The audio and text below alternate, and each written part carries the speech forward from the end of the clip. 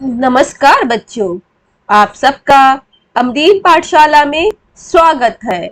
आज मैं आप सबके समक्ष क्षितिज जो हमारी कक्षा 9 की बुक है उसका पार्ट 2 लिहाजा की ओर के प्रश्न उत्तर लेकर प्रस्तुत हुई हूँ। जिन बच्चों ने भी अभी तक पार्ट की समरी नहीं देखी है, पूरे पार्ट को नहीं पढ़ा है, मेरी वीडियो में जाकर पार्ट 1 देख सकते हैं। लिहाजा की ओर पार्ट 1 जाकर देख सकते हैं। ये आपको प्लेलिस्ट में मिल जाएगा। प्लेलिस्ट क्लास 9 क्षितिज डालेंगे, उसमें आपको सारे चैप्टर 1 बाय 1 करके मिलते रहेंगे। तो जिन भी बच्चों ने अभी तक सब्सक्राइब नहीं किया है तो प्यारे बच्चों जल्दी से सब्सक्राइब करिए, जिससे हमारे सारे वीडियो आपको नोटिफिकेशन के साथ समय पर मिलते रहे। तो चलिए देखते हैं क्या क्या इसके प्रश्न उत्तर है। लिहाजा की ओर, लिहाजा क्या है हमारा, आपको सभी बच्चों को पता है, हमारी राजधानी है। कहाँ की है? तिब्बत की राजधानी लिहाजा है। तो उसी पे जब लेखक जो है राहुल संकृत्यायन, वो कहाँ गए थे? लिहाजा, मतलब उन्होंने लिखा है लिहाजा की ओर गए हैं। ये एक क्या है हमारा, इन्होंने क्या लिखा हुआ है आपको पता है? लिहाजा की ओर कहानी है, क्या है? रिपोर्टाज है, संस्मरण है, क्या है आप बता सकते हैं? ये हमारा यात्रा वृतांत है, क्योंकि इन्होंने यात्रा की थी, 1 साल की यात्रा की थी। किसने? राहुल संकृत्यायन ने। तो उसके बारे में इन्होंने पूरा वर्णन किया है। किन्होंने? राहुल संकृत्यायन। ये सारी चीजें हमने पढ़ ली थी, तो वो जिन बच्चों ने भी नहीं देखा वो जाके देख लेते हैं। अब इसके हम प्रश्न उत्तर बच्चों करने वाले हैं, आपको दिखाती जाती है और सामने आपके प्रश्न भी आएंगे। यहाँ पहला प्रश्न आप देखेंगे बच्चों, क्या है पहला प्रश्न? ये देखो, थोड़ला के पहले के आखिरी गांव पहुंचने पर भिकमंगे के वेश में होने के बावजूद लेखक को ठहरने के लिए उचित स्थान मिला, जबकि दूसरी यात्रा के समय भद्रवेश भी उन्हें उचित स्थान नहीं दिला सका। क्यों? उत्तर पूछा गया है, रीजन के साथ बाय लगा दिया है। क्यों लगा दिया है, इसका आपको उत्तर भी देना है। तो थोड़ला जो जगह थी तिब्बत में, उससे पहले आखिरी गांव के पहुंचने से पहले भिकमंगे के वेश में, किसके वेश में है? भिकमंगे के वेश में है। कौन है? राहुल संकृत्यायन। और उनके साथ उनका सहपाठी भी था, उनके साथ चलने वाला एक जो उनका यात्री था वो भी था, जिसका नाम आपको पता है। क्या है? याद करिए, जल्दी जल्दी सोचिए, क्या उसका नाम है? जल्दी से बताएंगे क्या नाम है, तो जल्दी से वो जिनको भी बच्चों को पता है कमेंट बॉक्स में लिख सकते हैं। और उसका नाम मैं बता सकती हूँ, वो है सुमिति। क्या नाम था? सुमिति, सुमति, जिसे उसका नाम तो बहुत बड़ा था, लेकिन उन्हें प्यार में वो मतलब उस बड़ा नाम न लेकर सुमति ही उसे बुला सके। वो मंगोल का था। कहाँ का था? मंगोल का था। तो मंगोल था वो, ठीक है, याद रखना है। सुमिति कौन था? मंगोल था, एक भिक्षु था, ठीक है, भिक्षु था वो भी। तो ठहरने के लिए उनके साथ रहते, अच्छा ठहरने के लिए क्या मिल गया था? स्थान मिल गया था। लेकिन जब वह दूसरी बार यात्रा कर रहे थे, क्या कर रहे थे? दूसरी कौन कर रहे थे? राहुल संकृत्यायन। कितने वर्ष बाद की? इन्होंने 5 वर्ष के बाद की है ये यात्रा। 5 वर्ष के बाद यात्रा की, तो वो भद्रवेश में थे बच्चों। भद्र का मत खराब नहीं है यहाँ पर। हिंदी इतिहास में, हिंदी साहित्य इतिहास में, हिंदी के में भद्र मतलब अच्छे के में वेल ड्रेस्ड। भद्रवेश मतलब वेल ड्रेस पहने हुए हैं, अच्छी ड्रेस पहने हुए हैं, अच्छा लुक दिख रहा है, हैंडसम दिख रहे हैं, मतलब ये एकदम इस वे में आपको लेना है। उन्हें उचित स्थान नहीं दिला सका। क्यों? ये सारा कहानी में हमने अच्छे से पढ़ा है। तो इसका उत्तर बच्चों मैं आपको बताती हूँ, क्या होगा आप सोच सकते हैं। आपको 1 बाय 1 इसके मिल जाएगा। देखो मैंने लिखा भी है थोड़ा के पहले, अपनी कॉपी में आप लोग लिख सकते हैं। वो बच्चे प्रश्न उत्तर लिखना चाहते हैं, आपके एग्जाम के लिए भी अच्छे हैं। आप जो सुनना चाहते हैं एग्जाम के लिए, रिवीजन के लिए, तब भी सुन सकते हैं।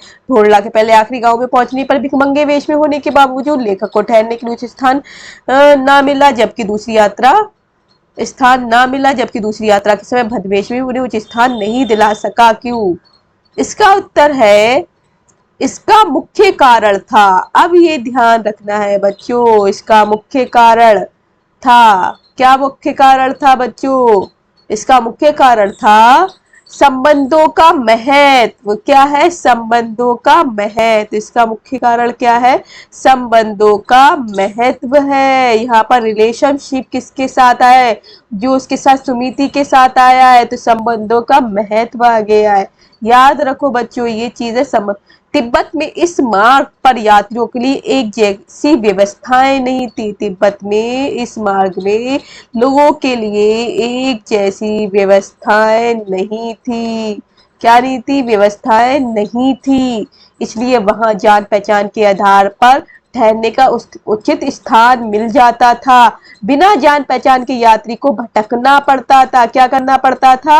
भटकना पड़ता था। याद रखो बच्चों, यहाँ पर क्या करना पड़ रहा है? भटकना पड़ रहा है। अगर जान पहचान नहीं होगी, बिना जान पहचान के, याद रखना है, बिना जान पहचान के यात्री को, किसको? यात्री को, जो वहां का पैसेंजर है, जा रहा है, घूमने जा रहा है, उसे भटकना पड़ सकता है। अगर जान पहचान है वहां पर किसी की, तो उचित स्थान क्या मिल जाएगा आपको? उचित स्थान मिल सकता था।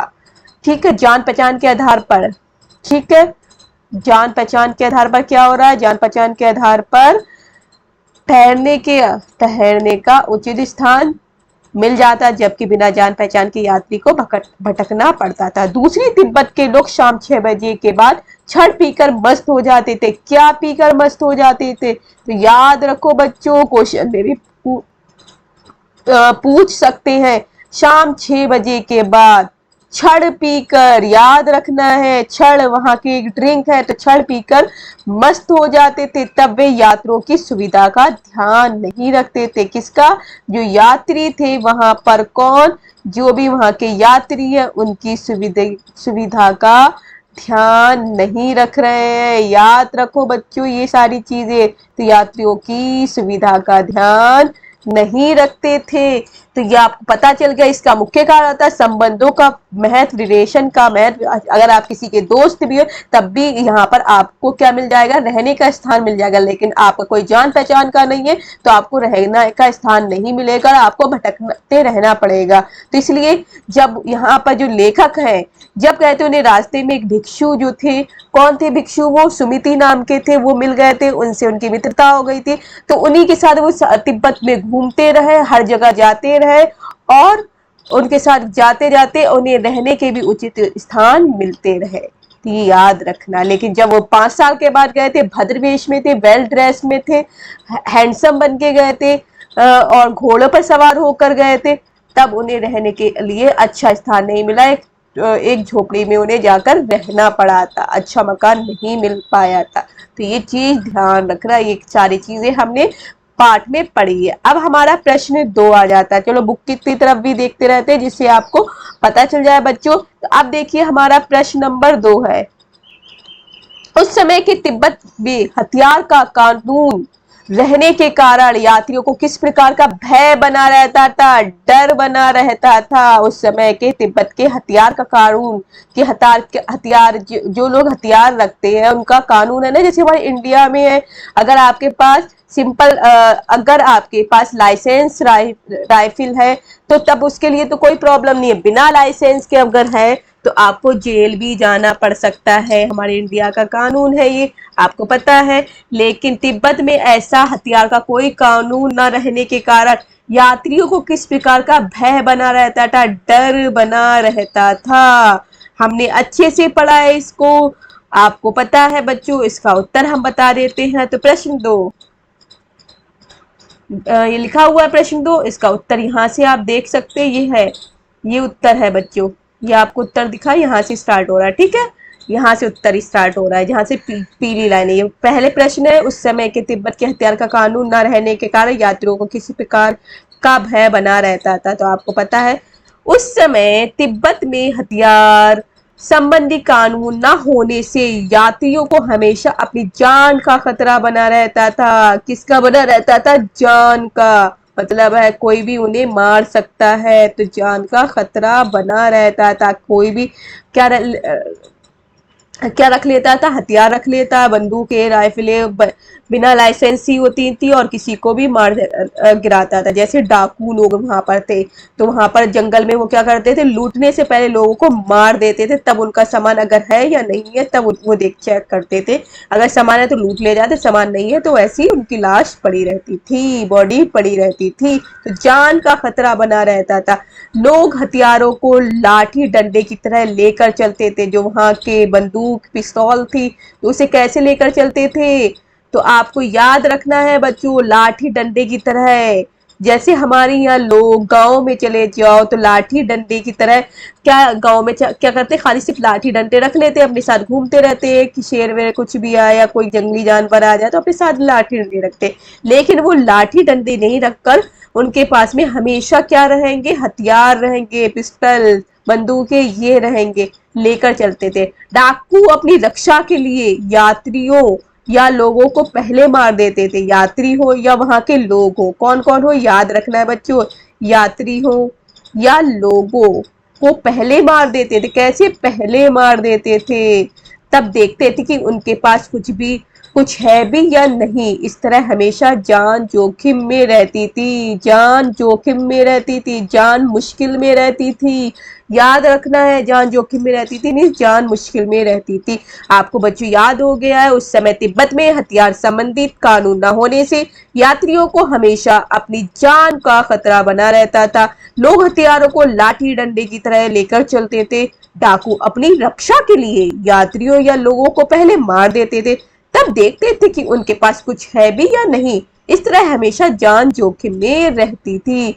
इतना याद हो गया। अब प्रश्न 3 की तरफ आ जाते। सबसे पहले हम बुक की तरफ चलते हैं। जैसे आपकी टेक्स्ट बुक जो है बच्चों, याद रखना, जो आपकी टेक्स्ट बुक है इसका प्रश्न नंबर 3 देख लीजिए। सबसे पहले प्रश्न नंबर 3 देखते हैं। ये है, लेखक लड़कों के मार्ग में अपने साथियों किस कारण पिछड़ गया। लेखक जो है, लेखक कौन है आपको पता है, वो लड़कोर के मार्ग में, लड़कोर जा रहा है, कहाँ, तिब्बत में जगह है। मार्ग में, मार्ग मतलब रास्ते में, अपने साथियों से कैसे, उसका साथी सुमिति है और भी एक दो साथी थे, उनके साथ किस कारण पिछड़ गया था। लेखक आपको अच्छे से याद है कौन है, मैंने कई बार ये बताया है किसके ऊपर ये चैप्टर है।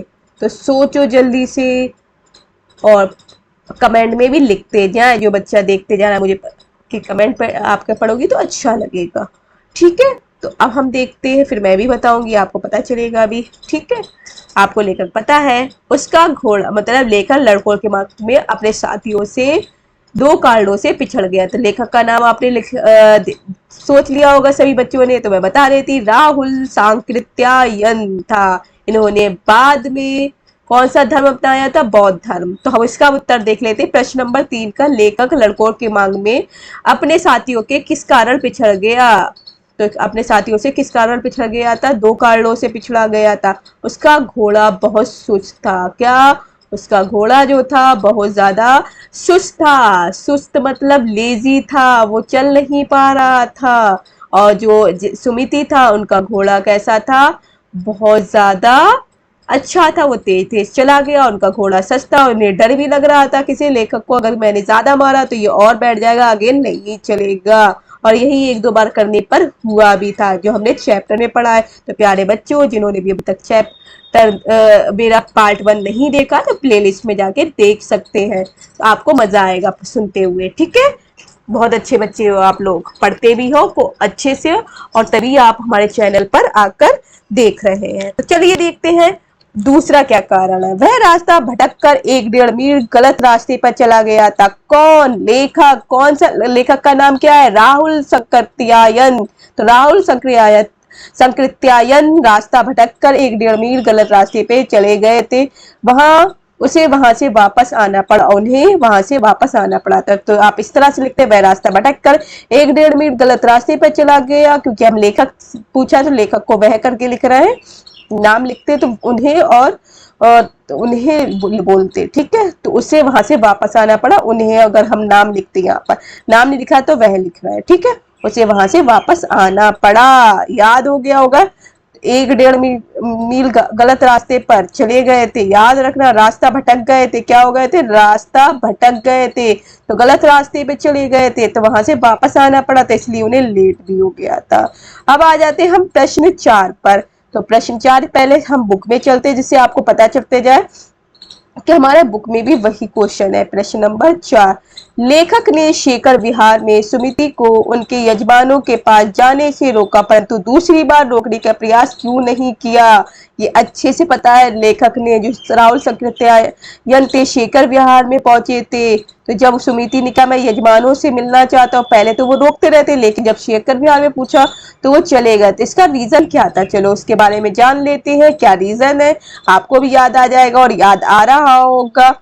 तो लेखक ने शेखर विहार में सुमिति को उनके यजमानों के पास सुमति को उनके यजमानों के पास जाने से रोका, परंतु दूसरी बार रोकने का प्रयास क्यों नहीं किया। अब उत्तर यहाँ से स्टार्ट हो रहा है बच्चों। देखो, लेखक जानता है शेखर विहार सुमिति के यजमान रहते हैं। लेखक जानता था कि शेखर विहार में, कहां पर, शेखर विहार में सुमिति के यजमान रहते थे। क्वेश्चन यहीं से स्टार्ट हो रहा है। देखो उत्तर लिखा हुआ है, सुमिति उनके पास जाकर बोध गया कि गंडों के नाम पर किसी भी कपड़े का गंदा देकर दक्षिणा वसूल करते थे। इस काम में हफ्ता लगाते थे, इसलिए मना कर दिया था। इसलिए तो अभी मैं बता रही, सॉरी बच्चों, यस अब मैं बता रही हूँ। लेखक शेखर विहार में सुमिति के यजमानों के पास जाने से रोका, परंतु दूसरी बार जाने का प्रयास क्यों नहीं किया।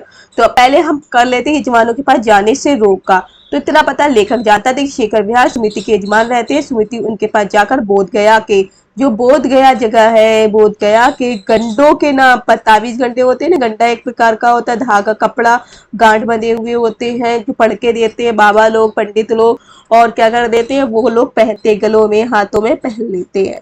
तो उनसे लगता है कि ये अंधविश्वासी का भी मामला लगता है, कुछ लोगों की इनमें आस्था लगती है। ठीक है, तो हम इसके बारे में डिबेट करने नहीं आए।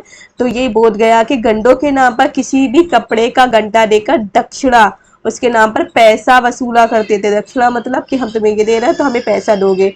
इस काम में वे हफ्ता लगाते थे, इसलिए मना करते थे। लेकिन इन्होंने दूसरी बार रोकने का प्रयास क्यों नहीं किया बच्चों, यहाँ पर लिखा हुआ नहीं है।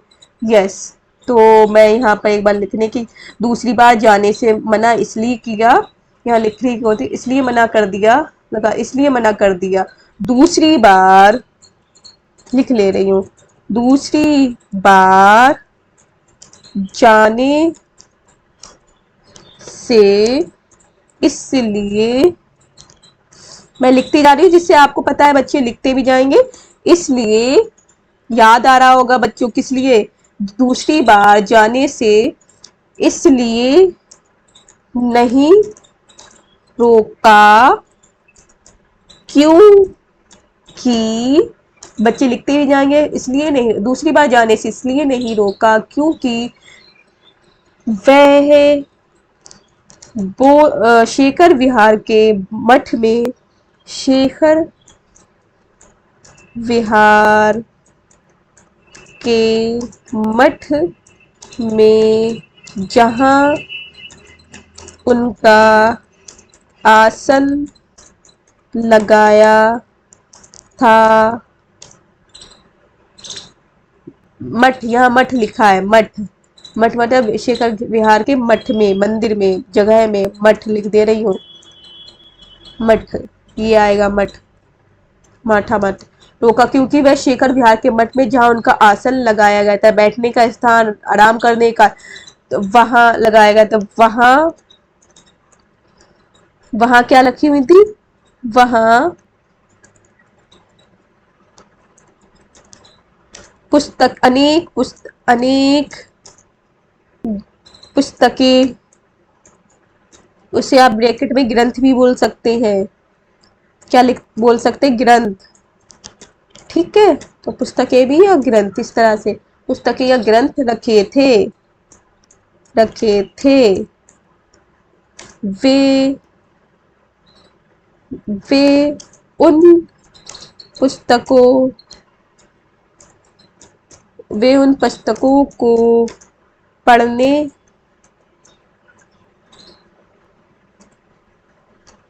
में व्यस्त हो गए। मैं लिखती भी जा रही हूँ जिससे आपको पता चले, अनेक पुस्तकें वहां उन पुस्तकों को पढ़ने में व्यस्त हो गए। ठीक है, तो गए, इसलिए उन्होंने नहीं रोका। तो आपको पता चल गया सभी बच्चों को क्यों नहीं रोका, हो गए, इसलिए उन्होंने, इसलिए आपको पता चल गया, इसलिए उन्होंने, किन्होंने, लेखक ने, उन्होंने, इसलिए, यस बच्चा मैं लिख भी रही हूँ, जिससे आपको पता चल जाए। हिंदी टाइप करती जा रही है, देखिए। इसलिए उन्होंने जाने से नहीं रोका। इसलिए उन्होंने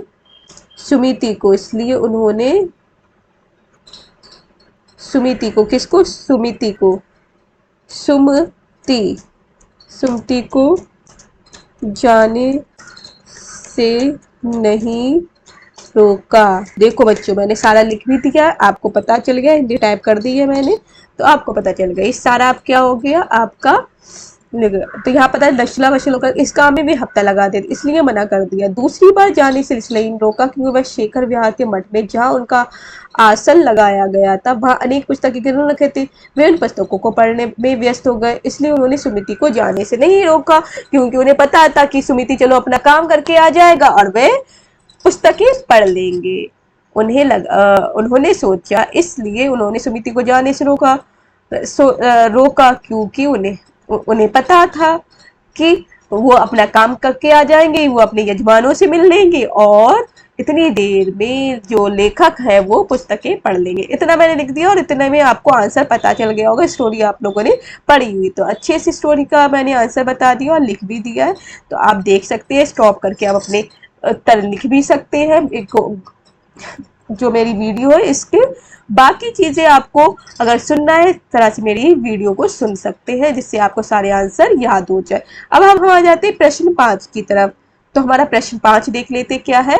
प्रश्न 5 है, अपनी यात्रा के दौरान लेखक को किन कठिनाइयों का सामना करना पड़ा था? तो क्या क्या कठिनाइयां थी, तो जल्दी से देख लेते हैं। तो अपनी तिब्बत यात्रा के दौरान, ये उत्तर या आपको पता चल रहा है, उत्तर है अपनी तिब्बत यात्रा के दौरान।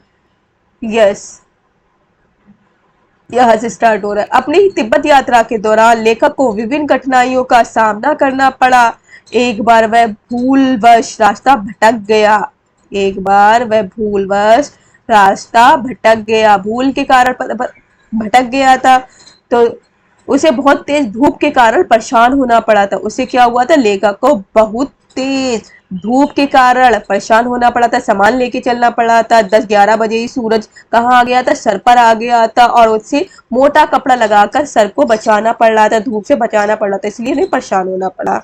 ठीक है, तो ये आपको पता चले। एक बार भूलवश रास्ता भटक गया, तो दूसरी बार उसे बहुत तेज धूप के कारण परेशान होना पड़ा। दूसरी बार देखो, एक बार रास्ता भूल गए थे जब सुमिति के साथ जा रहे थे, हमें पहले क्वेश्चन में इससे पहले करा है। तो उनका क्या हो रहा था, जो घोड़ा जो था बहुत सुस्त था और वो चल नहीं पा रहा था और रास्ता भटक गया। फिर 1.5 किलोमीटर 2 किलोमीटर वो कहाँ दूसरे रास्ते पे चलेगा, मील और मील के, हाँ 1-2 मील लिखा हुआ है इसमें आपकी कहानी में। तो फिर वो वापस आए, तो इस तरह से 3 मील के करीब उनका रास्ता वो हो गया था। इसलिए सुमिति इंतजार भी कर रहे थे और फिर उन्हें गुस्सा करने लगे थे। याद है, आप कहानी को याद आ रहा होगा। तो एक तो वो हो गई थी, भूलवश रास्ता भटक गया था। दूसरी बार से बहुत तेज धूप में के कारण परेशान होना पड़ा था। तो मैंने दोनों ही बता दिए। प्रश्न 6 देख सकते हैं। तो प्रश्न 6 आपका क्या है, हम देख लेते हैं। आपको यहाँ दिया हुआ है, प्रस्तुत यात्रा वृतांत के आधार पर बताइए किस समय की तिब्बती समाज कैसा था। यात्रा वृतांत के आधार पर बताइए कि उस समय का, कौन से समय का, जो जिस समय लेखक गए हैं उस समय का तिब्बती समाज कैसा था, ये बताना है।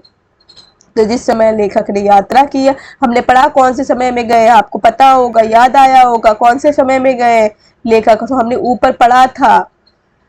सभी बच्चों को अच्छे से याद आ रहा होगा, हमने इस कहानी को बहुत अच्छे से पढ़ा है और उसी के बेस पे सारे आज प्रश्न उत्तर हमें करने पड़ रहे हैं। तो बच्चों आपको याद रखना है। तो हमने उनका यात्रा वृत्तांत पढ़ा है। ये उन्होंने करा 1929 से 30, कहा 1929 से 30, आज से कम आपका 90 प्लस सालें हो गई है। 90 प्लस साल है ये। 1929 से 1930 के बीच की बात है। कहाँ की बात है ये? 1929 से 30 की बात है बच्चों, तो याद रखना है। तो अब हम अगला देख लेते हैं। यस, इसी बेस पे 1 मिनट बच्चों। यस, हाँ, समाज कैसा था उस समय का, जो समाज जो था कैसे अच्छा था। तो इस समय यात्रा वृतांत से पता चलता है कि उस समय तिब्बती समाज में पर्दा प्रथा क्या थी? पर्दा प्रथा। छुआछूत जैसी बुराइयां न थी। वहां पर क्या थी? पर्दा प्रथा, छुआछूत जैसी बुराइयां न थी। ना थी, यहाँ पर था पे बड़ी की मात्रा लग जाएगी। क्या लग जाएगी? यहाँ पर मैं लिख देती हूँ जिससे आपको पता चल जाए, यहाँ पर थी आएगा, तो बच्चों को भी कोई प्रॉब्लम नहीं होगी। ठीक है, मैंने लिख दिया है प्यारे बच्चों, लिख दिया है जिससे आपको पता चल जाएगा। ठीक है, यस। में पर्दा प्रथा, छुआ जैसी बुराइयां न थी। महिलाएं अजनबी लोगों को भी चाय बनाकर देती थी। जो महिलाएं थी, अजनबी लोग, अपरिचित लोग भी थे, तो उन्हें भी, अजनबी लोगों को भी वहां के लोग चाय बनाकर दे दिया करते थे। क्या चाय बनाकर दे देते थे? निम्न श्रेणी, यहाँ पर श्रेणी आएगा। क्या आएगा बच्चों? श्रेणी, निम्न श्रेणी। तो मैं लिख दे रही हूँ, या निम्न श्रेणी। तो निम्न श्रेणी के नीचे, मतलब निम्न श्रेणी नीचे, मतलब गरीब लोग जो होते थे के भिखमंगों को छोड़कर, जो भिखमंगे हुआ करते निम्न श्रेणी के होते थे। एक तो उच्च श्रेणी के भिक्षु लोग होते थे और दूसरे निम्न श्रेणी के भिखमंगे होते थे। भिखमंगे जो भीख मांगते थे, सिर्फ को छोड़कर कोई भी किसी के घर में आ जा सकता था। तो कोई भी किसी के घर में आ जा सकता था। पुरुष वर्ग शाम के समय छड़, यहाँ पर क्या था? छक नहीं होगा, छड़ आ जाएगा। छड़, क्या पीकर? छड़, या हमने अभी पढ़ा था ना, छड़। वेट बच्चों, अभी लिख रही हूं मैं, छड़।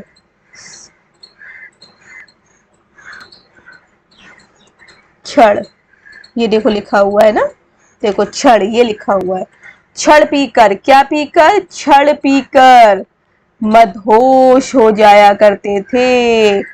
क्या हो जाया करते थे? मदहोश। तो याद रखना है बच्चों, छड़ पीकर क्या हो रहा है? मदहोश हो रहा है। वे गंडों पर अगाध विश्वास, वहां पर अंधविश्वास था, ये ध्यान रखना। वहां पर क्या क्या नहीं थे? वहां छुआछूत, पर्दा प्रथा जैसी बुराइयां नहीं थी। लोग सबकी क्या कर देते थे? हेल्प करते थे, मदद कर देते, कोई भी किसी घर आ जा सकता था, कोई भी अजनबी हो। लेकिन गंडों पे, तावीज गंडे होते हैं ना, उन पर विश्वास रखते थे। ये अंधविश्वास था उनके अंदर। क्या था? अंधविश्वास, कि इससे हमारा भगवान तो है नहीं, ताबीज गंडे उनका सब कुछ भला कर देंगे। समाज में अंधविश्वास का बोलबाला था, ध्यान रखना है। वहां के समाज में क्या था? समाज में अंधविश्वास का बोलबाला था, तो इतना याद रखना। गंडों पर आघात विश्वास रखते थे, समाज में अंधविश्वास का बोलबाला था, ये इतना याद रख लेना। तो एक बार मैं पढ़ देती। इस यात्रा वृत्तांत से पता चलता है कि समाज में, तिब्बती समाज में पर्दा प्रथा, छुआछूत जैसी बुराइयां न थी। महिलाएं अजनबी लोगों को भी चाय बनाकर दे देती थी। निम्न श्रेणी के भिखमंगों को छोड़कर कोई भी किसी के घर आ जा सकता था। पुरुष वर्ग शाम के समय छड़ पीकर मदहोश रहते थे। वे गंडों में अगाध विश्वास रखते थे। समाज में अंधविश्वास का बोलबाला था। आप प्रश्न 7 पे आ जाते हैं। देखिए, आपको वही प्रश्न है, प्रश्न 7 का यहाँ पर भी दिखा रही हूँ आपके, यहाँ पर है, देखिए, जो मैंने आपकी बुक खोली हुई है ना, तो आपको दिखा देती हूँ। जस्ट 1 मिनट, थोड़ा सा मैं बड़ा कर लूँ जिससे आपको ये पेज भी थोड़ा सा बड़ा दिखाई देने लगे। अब देखो बच्चों, आपको अच्छे से फुल स्क्रीन पे दिखाई दे रहा होगा ये पेज। प्रश्न 7 हो गया ना, अब अच्छे से दिखाई देगा। प्रश्न 7 देखिए, मैं पुस्तकों के भीतर था, नीचे दी गए विकल्पों में कौन सा वाक्य अर्थ बताता? लेखक, मैं अब पुस्तकों के भीतर था, इसके बारे में देखेंगे। मैं अब पुस्तकों के भीतर था, ये प्रश्न है।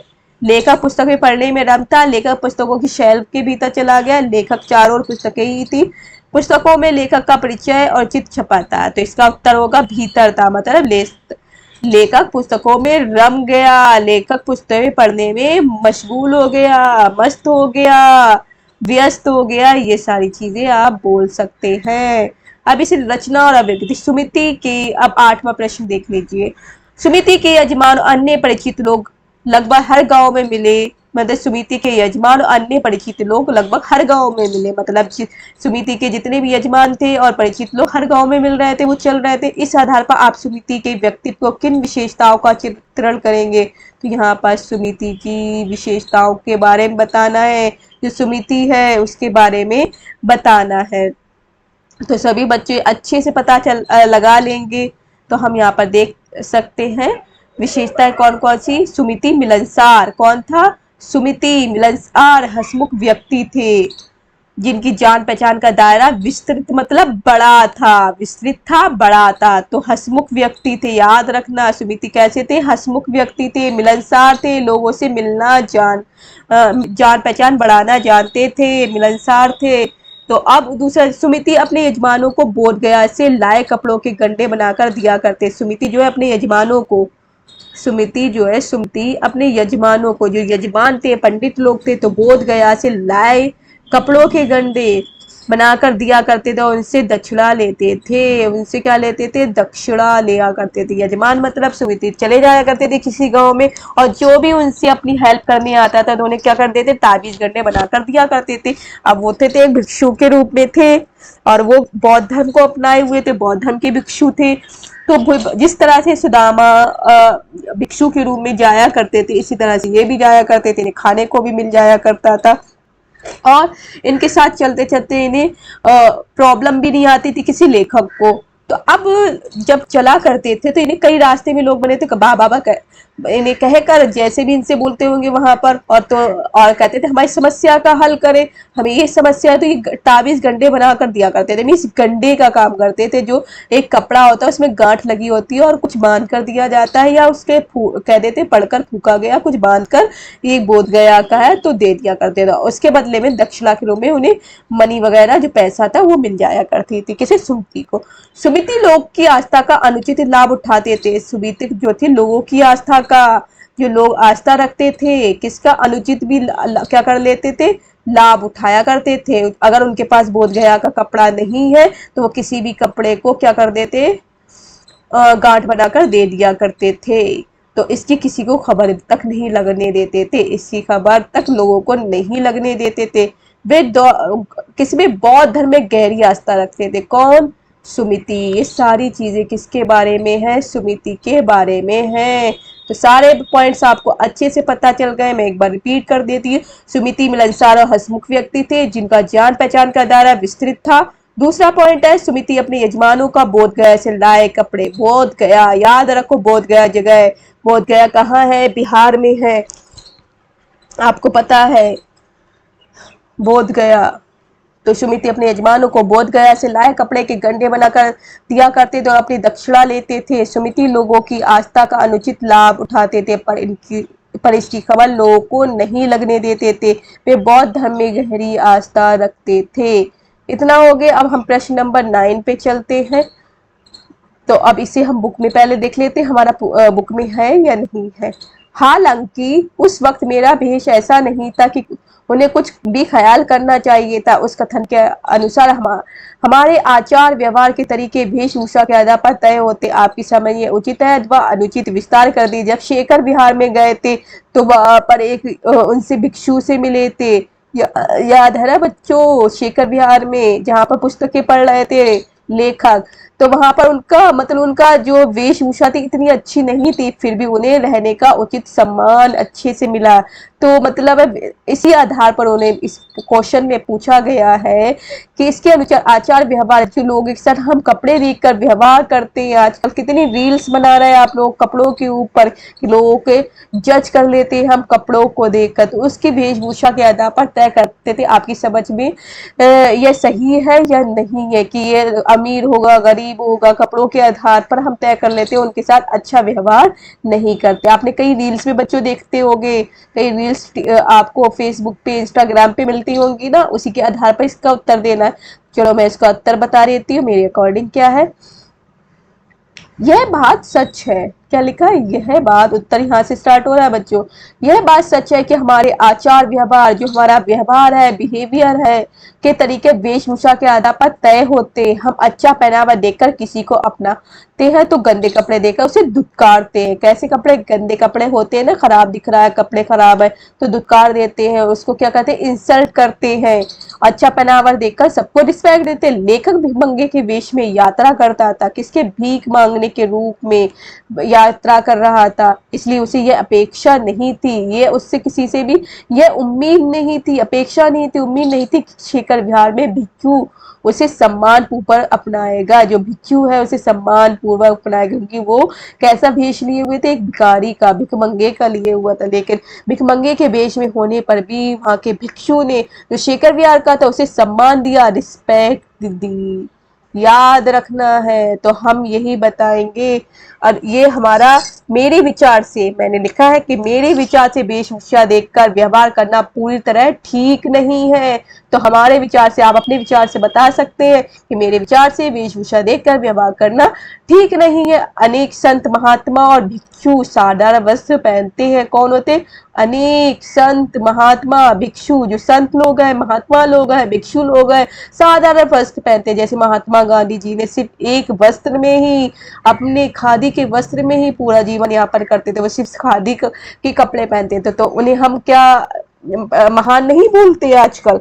तो महान है, उनका हमारे समाज में उनका दायरा बहुत बड़ा है, उनका एक अपना स्थान है। इसी तरह से मेरे विचार से वेशभूषा देकर व्यवहार करना पूरी तरह से ठीक नहीं, किंतु वे उच्च चरित्र का इंसान होते हैं जो ऐसे कपड़े पहनते। अनेक संत महान भिक्षु होते, लेकिन ये कैसे होते? उच्च चरित्र के। इनका जो चरित्र है, करेक्टर जो है, चरित्र मतलब करेक्टर अच्छा होता है, उच्च चरित्र का के इंसान होते हैं, पूज्य होते, पूजने के योग्य होते।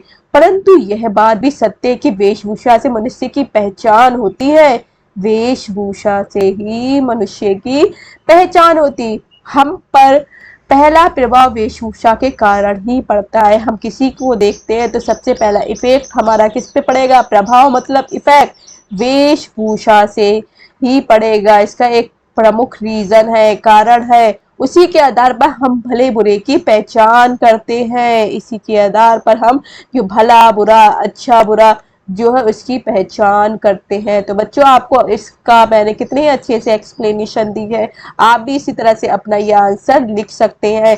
अब हम प्रश्न 10 की तरफ चल रहे हैं बच्चों।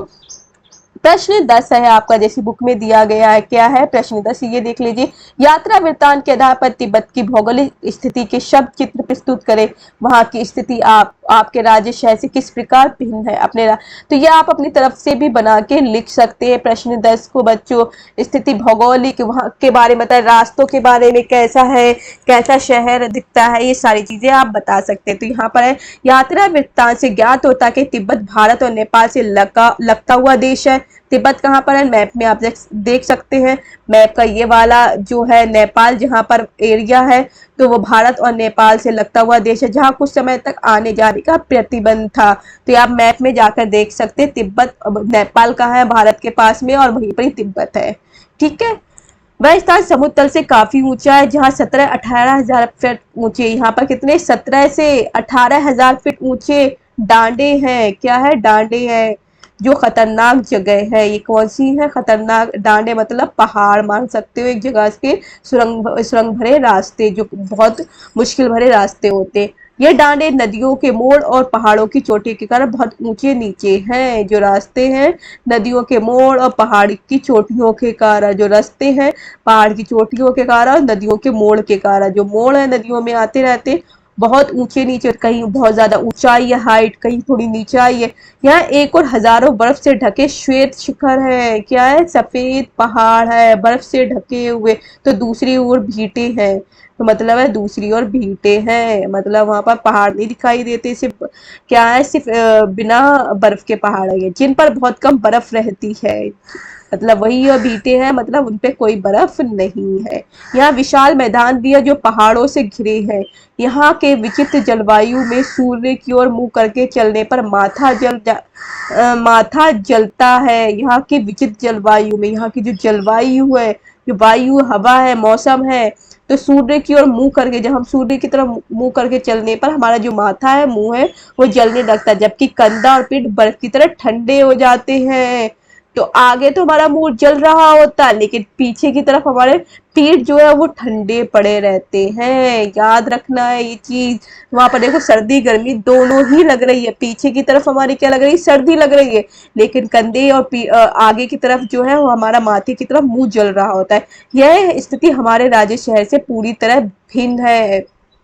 यह स्थिति जो है हमारे राज्य से पूरी तरह अलग है। 1 मिनट बच्चों, 1 मिनट।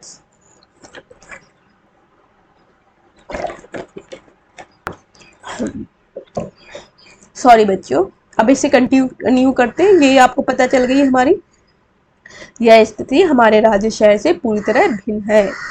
अब प्रश्न 11 बोलते हैं। प्रश्न 11 देख लेते हैं।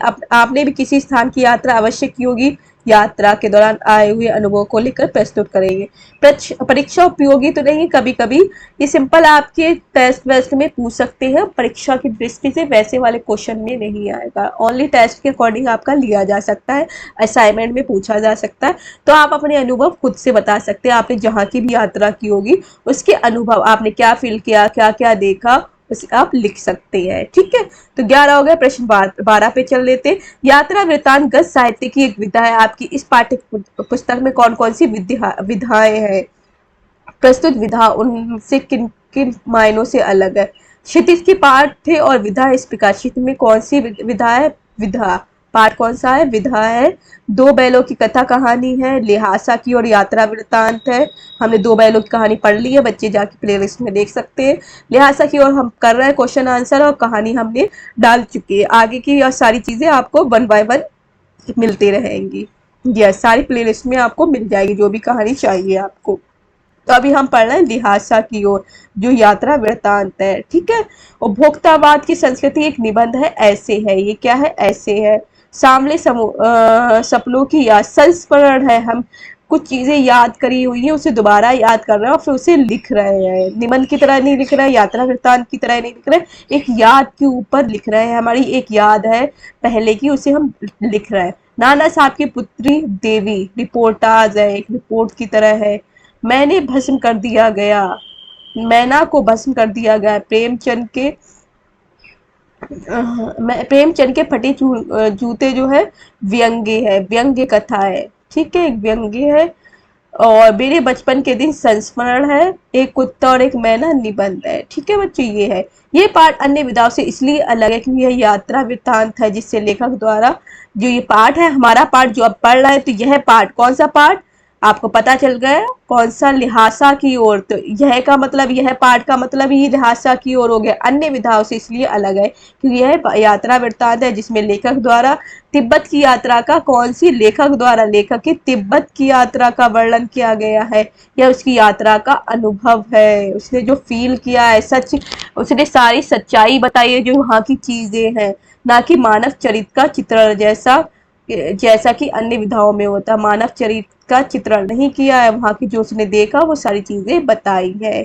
अब भाषा अध्ययन की तरफ चल लेते, जो आपका प्रश्न नंबर 13 है। प्रश्न नंबर 13 की तरफ चलते, जो आपका है भाषा अध्ययन में यहाँ पर आ रहा है प्रश्न नंबर 13, वही हम अपना यहाँ पर देख लेते हैं। ठीक है, प्रश्न नंबर 13 मैंने बता दिया कि प्रश्न नंबर 13 की तरफ चल रहा है।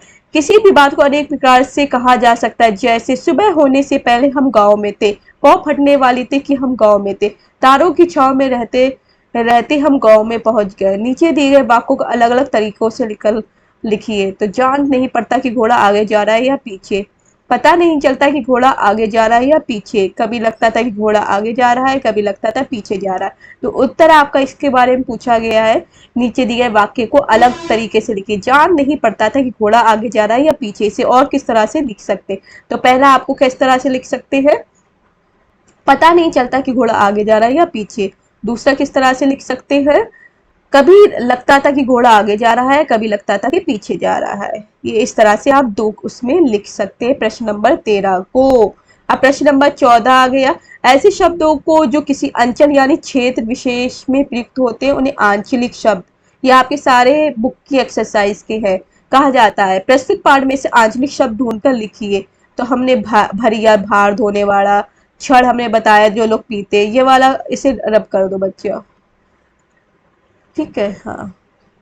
क्षण, फरीक, लिपोर, ये है चौकी, यहाँ पर ये हो गया। ठीक है, चौकी, डांडा, चौकी आ गई, डांडा, ये भी इसमें कौ में लगे बच्चे। थुप्पा, थुप्पा, कंजुर, खोटी आदि, ये सारे शब्द आपको आंचलिक शब्द लिए गए हैं। आप देख सकते हैं। इसके अलावा भी आपको बुक में जो भी दिखते हैं वो सारे आप लिख सकते हैं, जो मैंने यहाँ पर कुछ शब्द लिख दिए। इसी तरह से प्रश्न 15 देख लिए। पाठ में कागज अक्षर मैदान के आगे क्रमशः मोटे अक्षर और विशाल शब्दों का प्रयोग हुआ।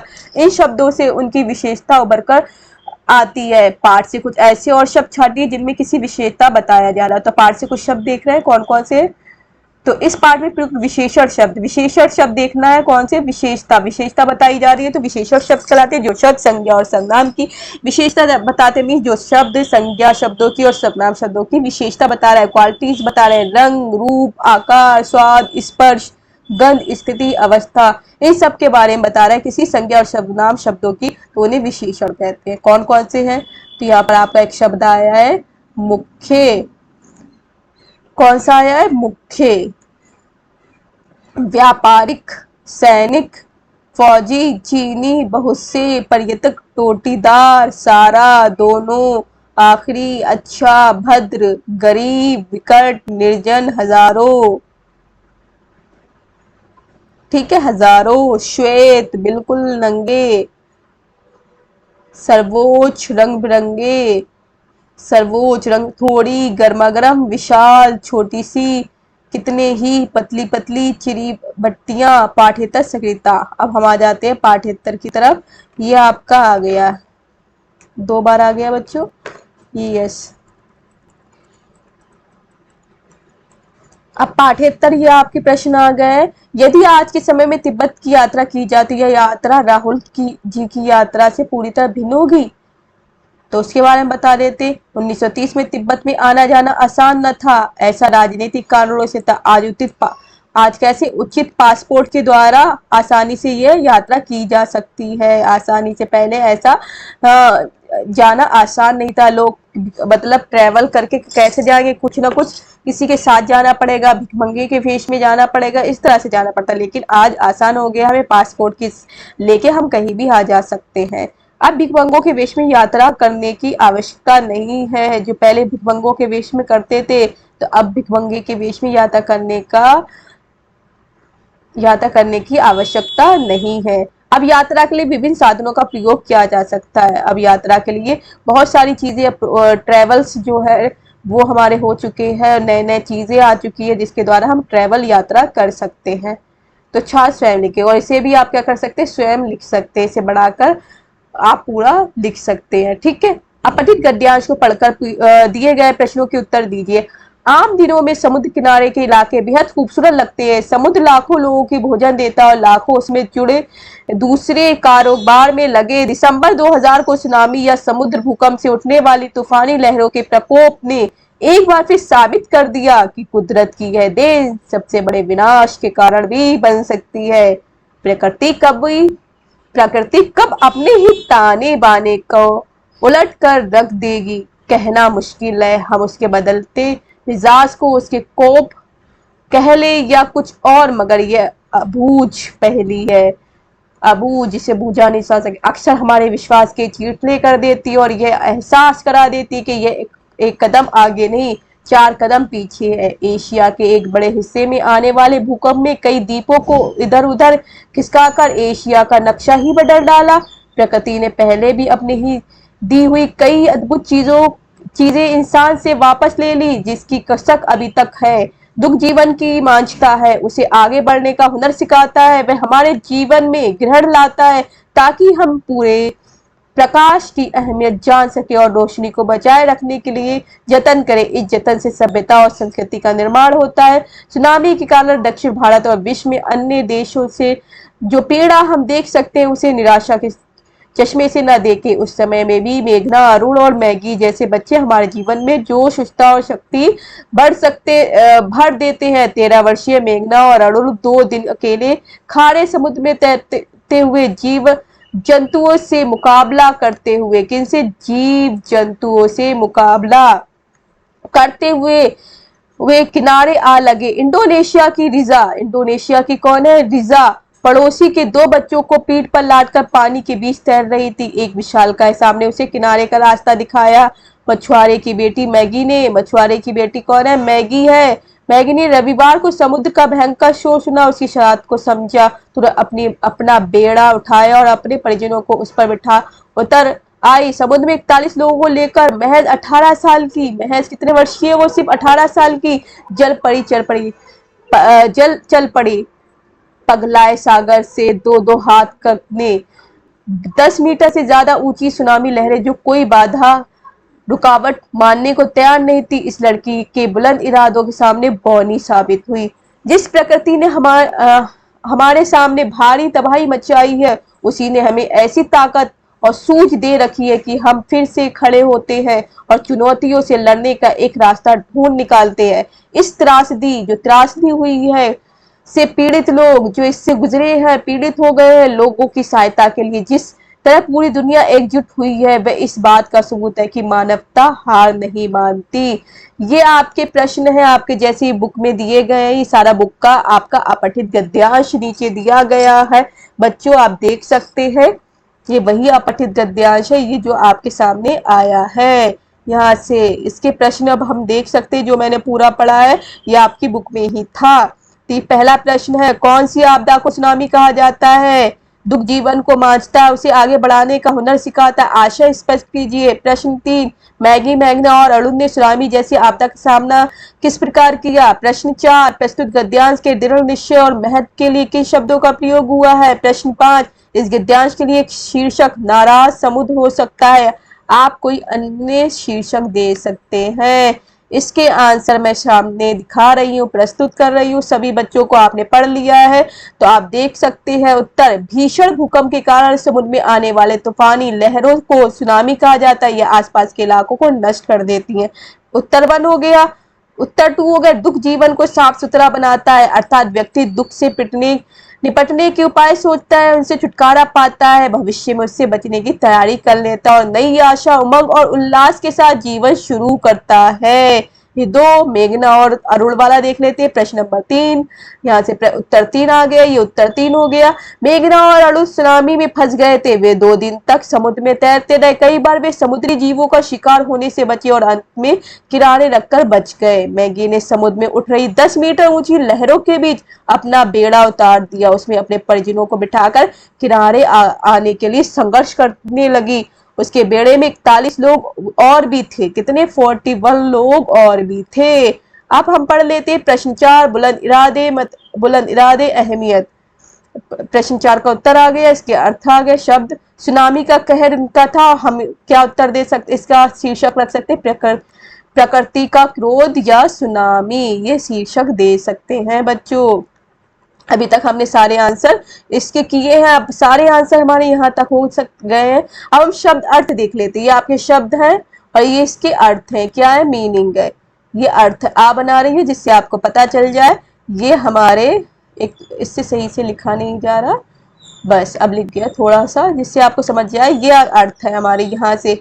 डांडा, डांडा मतलब क्या होता है? ऊंची जमीन। थोड़ला, तिब्बती सीमा का एक स्थान है, तिब्बती सीमा का एक स्थान क्या है? थोड़ला। थोड़ला। भीटे, टीले के आकार का सा ऊंचा स्थान, भीटे क्या है? टीले जैसा आकार का एक ऊंचा स्थान हो जाएगा। कंडे, गाय भैंस गोबर के उपले जो ईंधन के काम आते हैं, जलाने के काम आते हैं, जिसपे हम खाना वगैरह बना सकते हैं। आजकल गांव में भी इसका उपयोग होता है, अब भी होता है। किसी गांव में मिलेंगे तो आपको उपले मिल जाएंगे, देखने को मिलेंगे, ठीक है। तो सत्तू, भुने हुए जो चना जौ का आटा है, पानी में घोलकर लोग अब भी कुछ गांव में पीते हैं इसे, जो हमारी ये तरावट के काम आता है। जैसे हम शिकंजी वगैरह सर्दियों में, गर्मियों में पीते हैं शहरों में, ठीक उसी प्रकार से गांव में लोग सत्तू पीते हैं। थुक्पा, थुक्पा क्या हो गया? थुक्पा सत्तू या चावल के साथ मूली हड्डी और मांस के साथ पतली ले की तरह पकाया गया एक खाद्य पदार्थ है थुक्पा।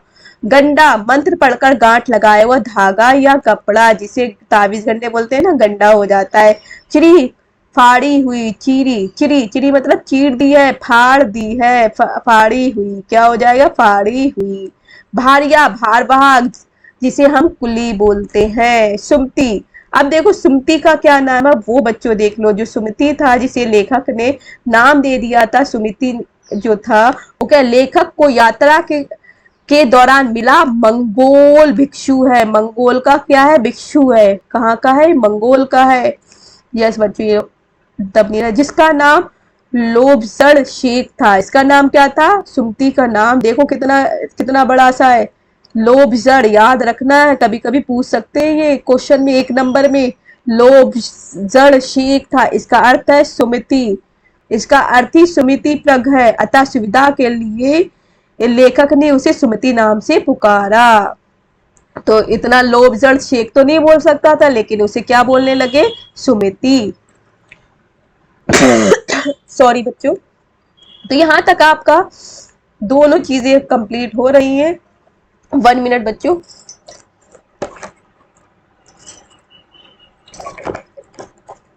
यस, दोनों चिटे जैनम गांव के पास पुल से नदी पार करने के लिए जोड़पोन मजिस्ट्रेट के हाथ से लिखी गई लमिक राहदारी जो लेखक ने अपने मंगोल दोस्तों के माध्यम से प्राप्त की थी। तो एक चिटे थी वो पकड़ा दी थी। राहदारी होती है टैक्स जो होता है, तो मजिस्ट्रेट के हाथ से लिखी हुई जो चिटे थी वो दिखा दी, जिससे उनका क्या होगा? कर नहीं लिया जाएगा और पैसा न देकर वो इस तरह से वो रास्ता पार कर सकते हैं एक जगह से दूसरा। जैसे हम टैक्स देते हैं ना, टोल टैक्स, इसी तरह से राहदारी वो टोल टैक्स ही हो गया। ठीक है, याद रखना है आपको। डॉन क्विक्सोटो स्पेनिश उपन्यासकार सार्वजनिक 19वीं शताब्दी के उपन्यास डॉन क्विक्सोटो का नायक जो घोड़े पर चलता था। याद रखना है ये सारी चीजें आपकी हो गई है। यहाँ तक ये आपका चैप्टर प्यारे बच्चों था। आपने देखा, आपने जाना। तो जिन बच्चों ने अभी तक सब्सक्राइब नहीं किया हमारे चैनल को सब्सक्राइब करिए, अपने दोस्तों को ये शेयर करिए जिससे वो हमारी वीडियो का लाभ उठा पाए। मिलते हैं अगली वीडियो में अगला चैप्टर लेकर। तब के लिए शुक्रिया, धन्यवाद, थैंक्स। आप लोगों का दिन मंगलमय रहे। Have a nice day. खुश रहे, आबाद रहे।